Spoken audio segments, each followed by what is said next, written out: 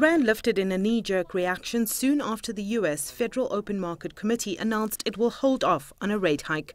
The currency strengthened briefly and slumped back to the 14-year lows it's been hovering at for almost a month now.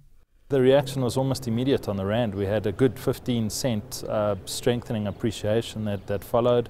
I think generally speaking there's been some relief across many of the equity markets and in fact in bonds as well we've had some relief rallies across the bond market. So I'd say that the reaction was a generally positive one. The decision by the US Fed to delay what would have been its first rate hike in 9 years was largely as a result of slowing growth in China. While China helped support the global economy during the 2008 financial crisis, its now weakening economy has left most markets struggling to maintain growth. China isn't actually a new story.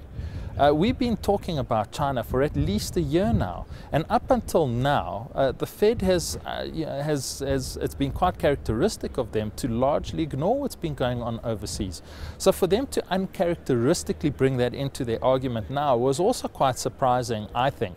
While markets are taking a breather, analysts expect it to be short-lived.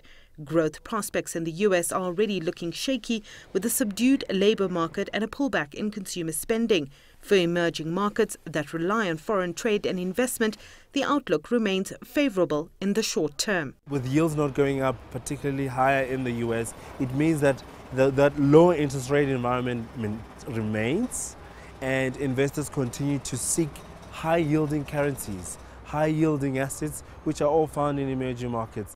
Currency experts expect the Rand to remain under pressure for some time.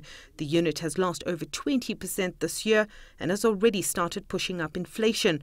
While the JSE has fared better, it hasn't been spared, losing 11% in value in the last 2 months.